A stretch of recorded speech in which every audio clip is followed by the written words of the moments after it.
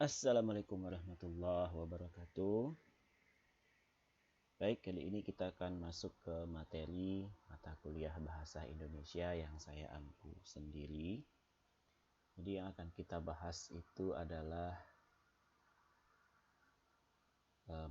karya ilmiah. Kalau di silabusnya lebih tepat bahas tentang karya ilmiah. Nah, apa itu karya ilmiah? Pertama kita langsung masuk ke definisi. Jadi karya ilmiah adalah sebuah tulisan yang didasari oleh hasil pengamatan, tulisan yang didasari oleh peninjauan, tulisan yang didasari oleh penelitian dalam bidang ilmu tertentu yang ditulis dengan sistematis ke dalam bahasa yang benar. Nah, maka karya tulis yang tidak mengandung penelitian dalam bidang ilmu tertentu tidak dapat dikatakan atau disebut sebagai karya tulis ilmiah. Nah, sebaliknya, tulisan yang berangkat dari penelitian yang mendalam dalam bidang ilmu tertentu, tetapi tidak ditulis secara sistematis, tentu bukan sebuah karya ilmiah pula. Ini definisi. Nah, dengan demikian, karya ilmiah itu harus mempunyai syarat-syarat.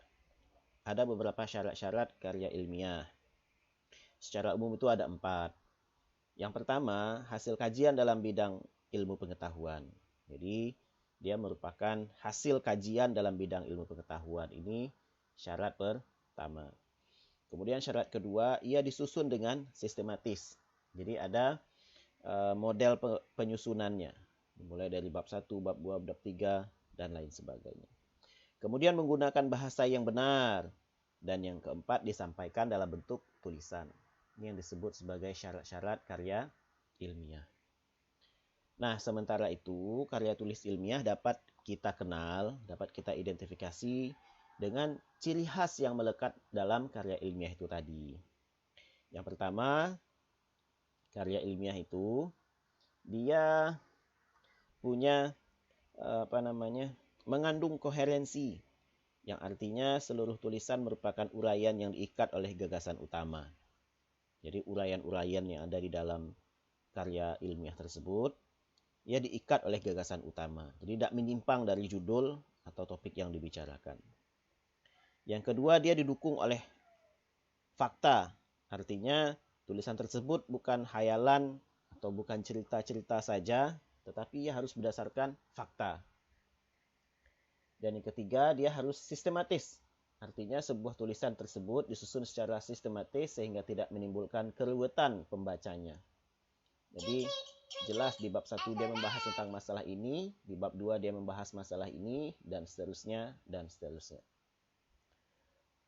Yang keempat, bersifat konseptual, yang berarti tulisan menggunakan kerangka konsep yang sesuai dengan bidang keilmuan yang berkaitan.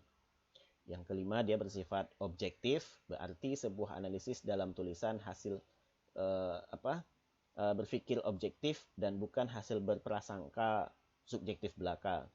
Yang ketujuh, dia bersifat komprehensif, yang berarti pembahasan di dalam tulisan bersifat menyeluruh dan tuntas. Yang selanjutnya, ia bersifat logis, yang berarti susunan tulisan dihubungkan secara masuk akal. Kemudian yang selanjutnya, bebas dan bertanggung jawab adalah sikap akademisi dalam penulis karya ilmiah, dilandasi kebebasan tanpa ada unsur paksaan dari pihak lain, dan bisa mempertanggungjawabkannya secara ilmiah. Nah, selain memiliki kemampuan untuk menyusun karya ilmiah sebagaimana disebutkan di atas, maka seorang akademisi harus memiliki, seorang peneliti ya maksudnya, pertama dia tuh bersikap gigih. Yang kedua, mengungkapkan kebenaran lewat semangat keilmiahan. Yang selanjutnya, objektif dalam memandang sebuah permasalahan yang terkait dengan bidang keilmuannya.